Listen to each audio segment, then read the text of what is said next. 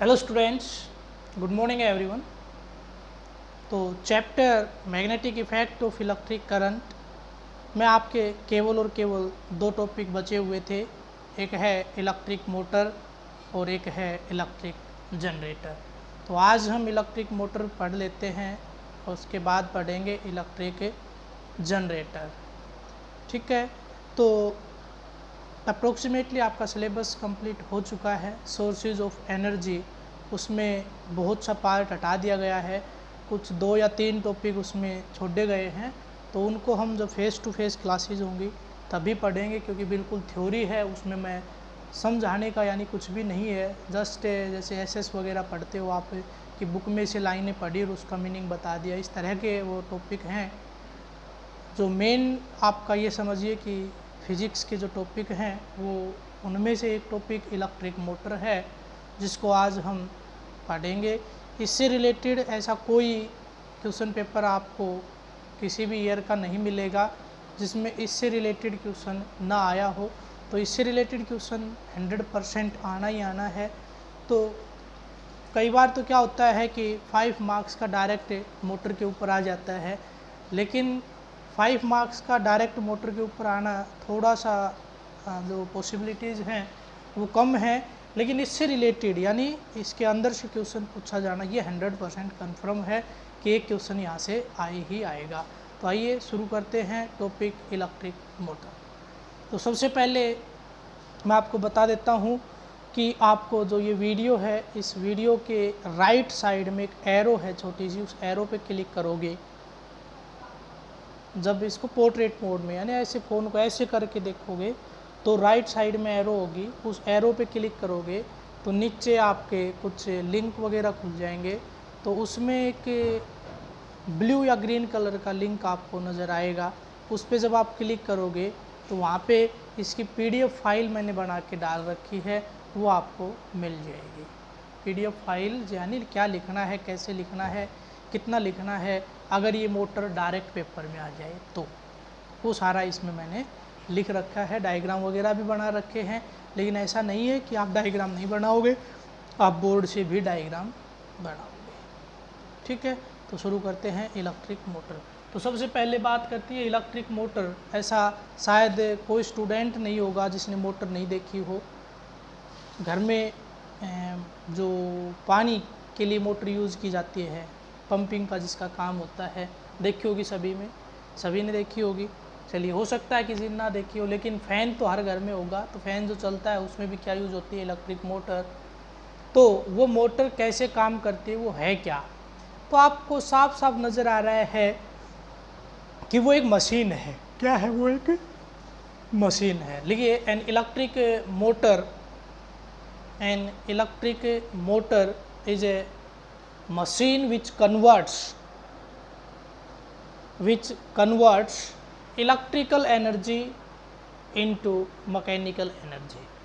Electrical motor is a machine which converts electrical energy into mechanical energy. तो आप क्या देते हो इनपुट में, क्या देते हो मोटर को?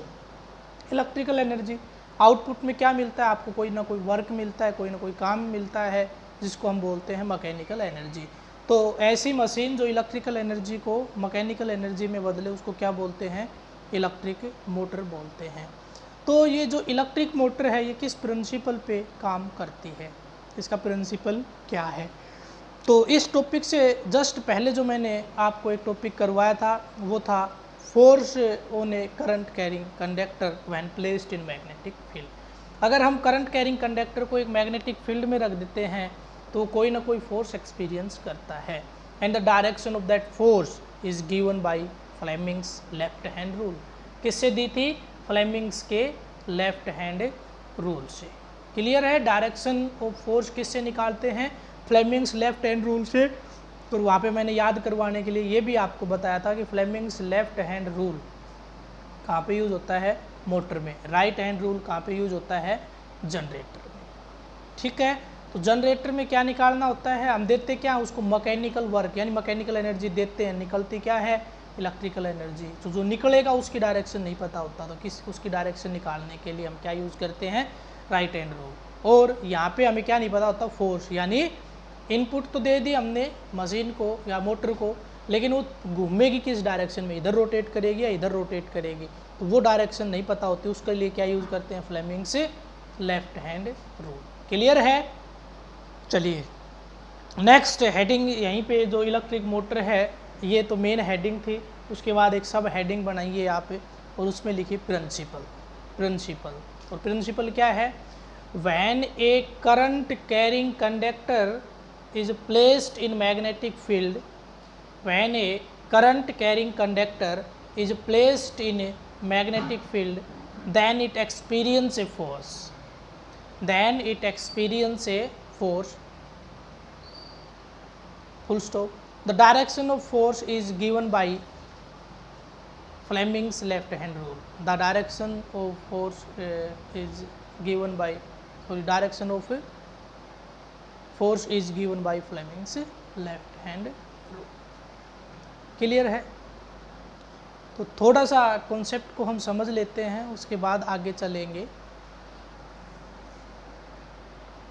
टॉपिक्स देखिए, इसके अंदर जो मेन पार्ट्स है वो देखिए। सबसे पहले मैंने यहाँ पे लगाया है आपका magnetic poles north and south. ये जो ए बी सी डी है ये एक पर्टिकुलर शेप में एक कंडक्टर ही है और इसको बोलते हैं आर्मेचर। क्या बोलते हैं, आर्मेचर। ठीक है। उसके बाद आपका यहाँ पे एक इस तरह का पार्ट लगाया है मैंने, ये तो आपको पता है शाफ्ट और एक्सल जिसको हम बोलते हैं कि ये क्या है, एक्सल। इस एक्सल पे ये जो है ये थोड़ा सा सिलेंड्रिकल पार्ट जिसकी थिकनेस ज़्यादा हो वो हम यहाँ पे ऐड कर देते हैं। ठीक है।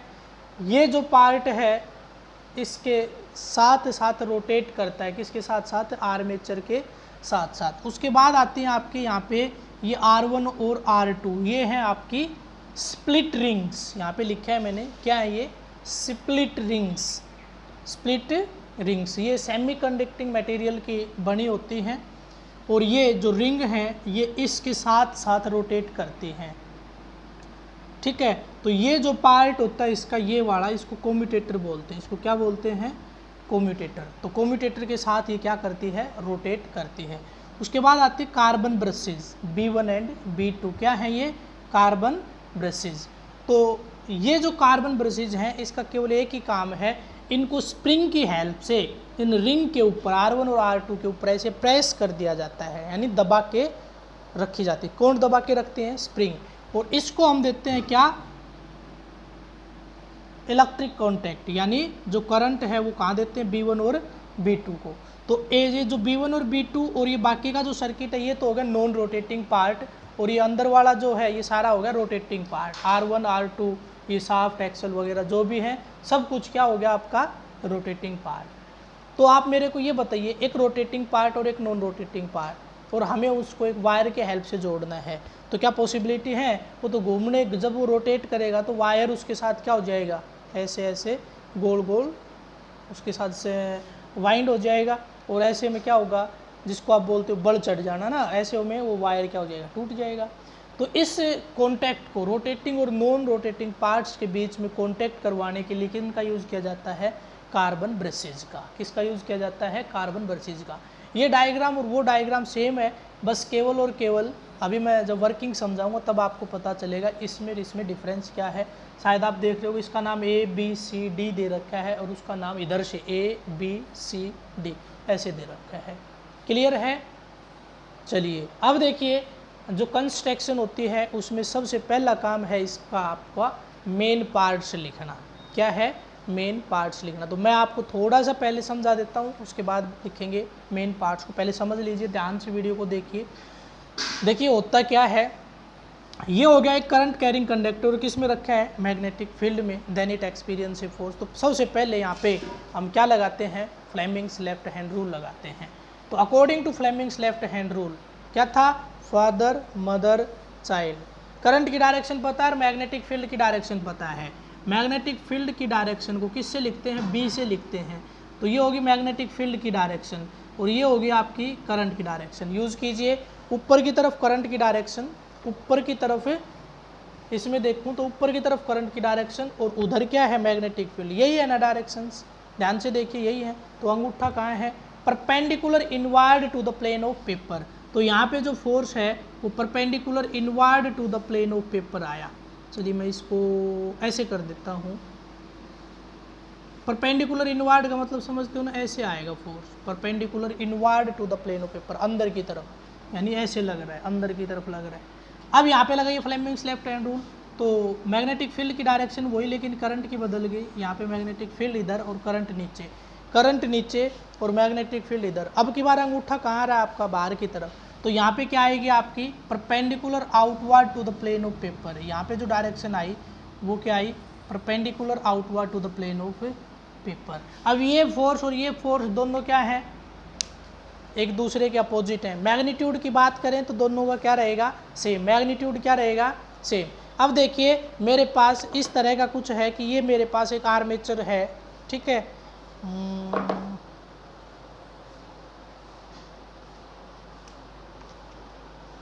ये मेरे पास एक, मान लिया इस तरह से आर्मेचर है। इस आर्मेचर पे एक फोर्स इधर तो लग गया, इधर को लग गया अंदर की तरफ, और इधर लग गया बाहर की तरफ। ऐसा फोर्स लगेगा तो ये आर्मेचर कैसे रोटेट हो जाएगी, ऐसे। ये जो पार्ट था इस पे अंदर की तरफ फोर्स, तो ये अंदर जाएगा।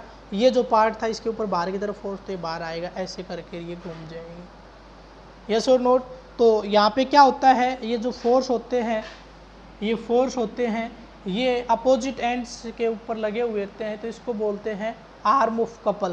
क्या बोलते हैं, आर्म ऑफ कपल। इस आर्म का आपस में कपल बन गया जिसके ऊपर इक्वल एंड अपोजिट डायरेक्शन में फोर्स लगा हुआ है, जिसकी वजह से जो फोर्स का इफेक्ट है वो टर्निंग होता है, यानी ऐसा फोर्स होता है जो इसको रोटेट करवा देगा, and that force is known as torque. उस भी टर्निंग इफेक्ट ऑफ फोर्स को क्या बोलते हैं, टॉर्क बोलते हैं। क्लियर है, क्लियर है। चलिए, तो यहाँ पे पता चलेगा फोर्स के कारण क्या हुआ कि ये रोटेट कर गया। करंट कहाँ से कहाँ जा रहा था, यहाँ पे। अब इमेजिन कीजिए कि आफ्टर कंप्लीशन ऑफ 180 डिग्री, एक रोटेशन कंप्लीट होने, हाफ रोटेशन कंप्लीट होने के बाद, यानी इस तरह से मेरे पास कंडीशन थी, ये आपका बी था, इधर ए था, इधर सी था, इधर आपका क्या था, डी। अब 180 के रोटेशन के बाद क्या हो गया है, ऐसे हो गया है। ऐसे होने के बाद क्या होगा, ए ये था, बी ये था, सी ये था और डी ये था, तो ये कंडीशन बन गई है। 180 के बाद क्या हो गई है, ये कंडीशन। दोबारा से इसके ऊपर लगाइए रूल, क्या होगा, इसके ऊपर दोबारा से अगर मैं रूल लगाता हूँ तो करंट है ऊपर की तरफ, मैग्नेटिक फील्ड है इधर, तो फोर्स अब भी अंदर की तरफ ही रहा। फोर्स अब भी कहाँ रहा, अंदर की तरफ ही रहा। ऐसे इस पे लगा के देखेंगे तो इस पे फोर्स किधर आएगा, इधर। इट मीन्स इसका रोटेशन ऐसे शुरू हुआ था, ऐसे, कैसे, ऐसे शुरू हुआ था, ये ऐसे रोटेट की थी, और यहाँ पे भी ये ऐसे ही रोटेट करेगी, यहाँ पे भी ये ऐसे ही रोटेट करेगी।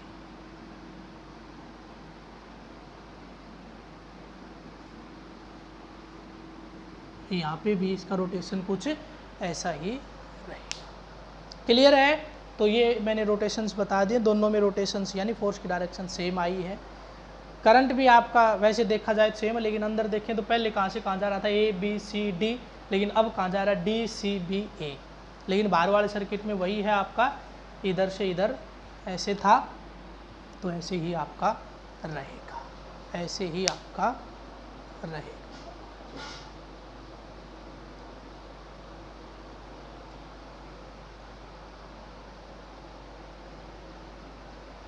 ठीक है।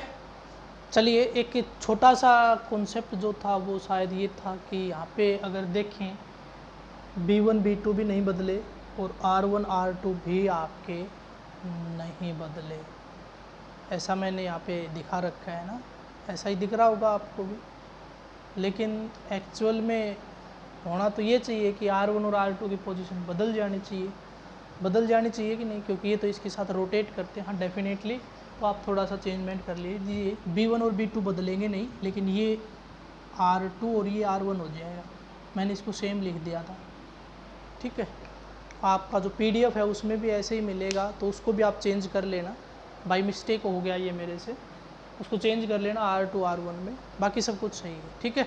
चलिए शुरुआत करते हैं अब इसका। कंस्ट्रक्शन में आप लिखिए मेन पार्ट्स। मेन पार्ट्स, सबसे पहला जो पार्ट है वो है आर्मेचर कोइल। दूसरा पार्ट है strong field magnets, strong field magnet। Third part है brushes, carbon brushes, brushes. Fourth part है बैटरी। तो इसके अलावा कोई और मेन पार्ट है नहीं मोटर का, यही जो आपके हैं ये चार मेन पार्ट हैं, armature coil, strong field magnet, brushes and battery. एक और रह गया, फिफ्थ स्प्लिट रिंग और रह गया है, स्प्लिट रिंग्स, स्प्लिट रिंग्स। ये है इसके 5 मेन पार्ट। ठीक है, तो अब जो आपके पास PDF मिलेगी उसमें केवल और केवल इनके बारे में बिल्कुल थोड़ा थोड़ा लिख रखा है। ठीक है, तो इनका जो मेन फंक्शन है वो नेक्स्ट वीडियो में बताऊंगा, अदरवाइज सारे इसमें बताऊंगा तो वीडियो का साइज़ है वो थोड़ा सा बड़ा हो जाएगा। यानी नेक्स्ट वीडियो में भी मैं इलेक्ट्रिक मोटर के बारे में ही आपको बताऊंगा। मेन फंक्शंस जो हैं इन सभी के वो मेरे को लिखवाने हैं।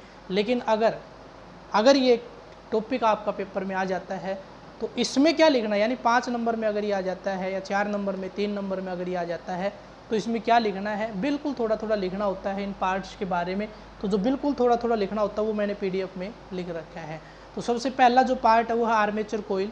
The rectangular coil ABCD is armature coil. Rectangular coil ABCD is a armature coil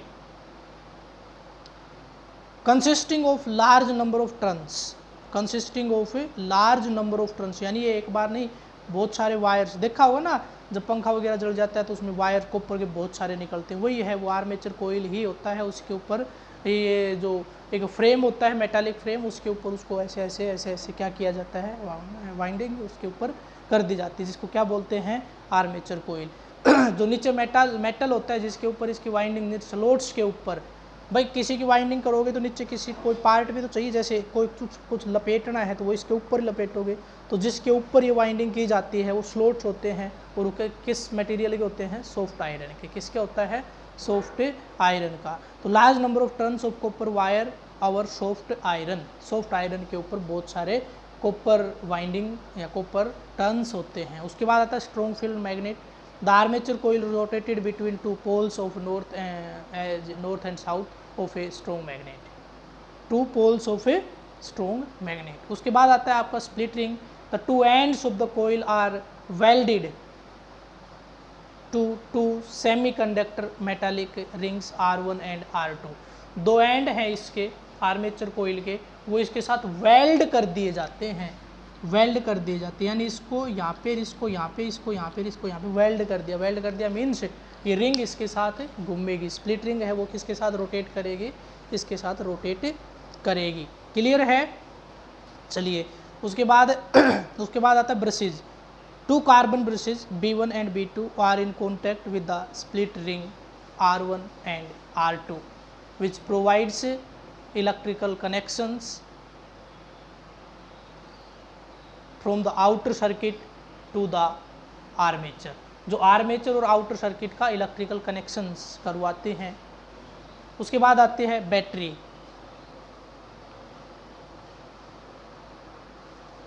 battery is connected across the carbon brushes, battery is connected across the carbon brushes. B1 and B2 के across क्या लगाई हमने, battery use की है। Battery is connected across the carbon brushes B1 and B2 which supplies the electric current to the armature coil, which supplies the electric current to the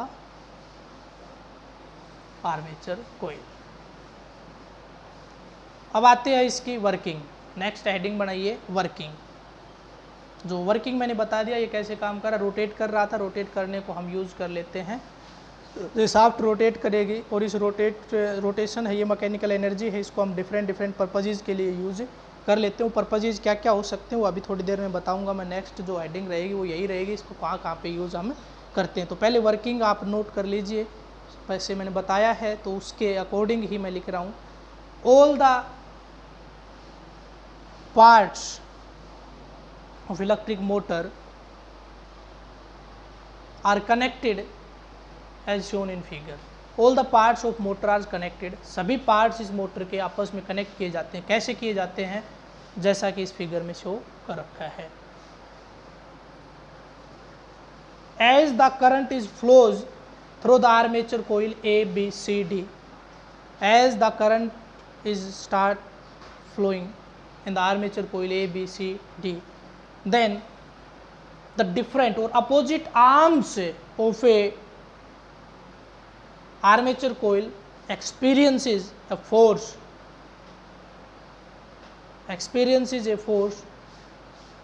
equal in magnitude but opposite in direction, equal in magnitude but opposite in direction. उस direction is given by Fleming's left hand rule. Direction is given by Fleming's left hand rule. This equal and opposite force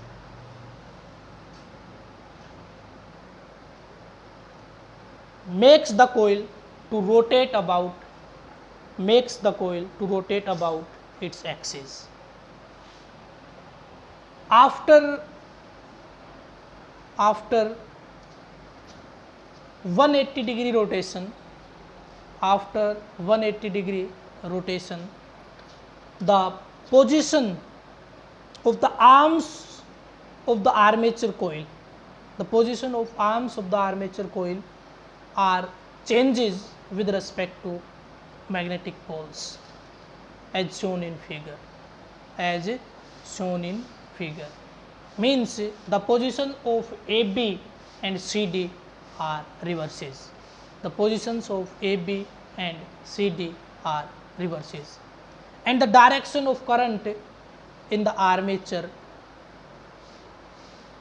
is also changes. Means before rotation its direction is from A to B, B to C, C to D, and so on. But after a rotation of 180 degree, the direction of current is D to C, C to B, B to A, and A to D. D to C, C to B, B to A, and A to D. But in outer circuit, the current flows in the same direction, and we see that the armature is continuously rotating in a same direction. The armature is rotating continuously in the same direction, and we use this rotational energy for doing some mechanical works.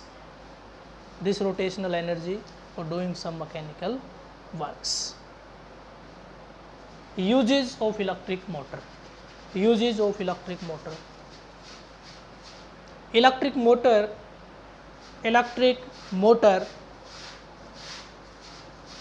is an important part of electrical machines, such as washing machine, electric fans, electric cars, etc.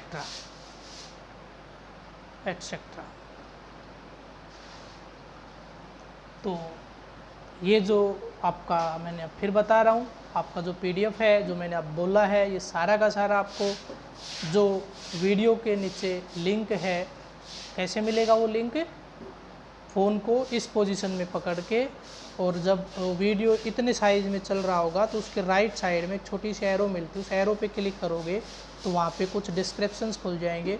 उस description box के अंदर कहीं ना कहीं आपको एक link नज़र आएगा अलग कलर का, बाकी सारे कलर अलग होंगे, उसका कलर डिफरेंट होगा, ग्रीन या ब्लू कलर होगा। उसके ऊपर क्लिक करोगे तो आपकी एक PDF फाइल, लेकिन उसके लिए आपके फ़ोन में PDF रीडर होना ज़रूरी है, या तो WPS ऑफिस हो या फिर अडोब रीडर हो, यानी PDF फाइल आपके फ़ोन में खुल जानी चाहिए।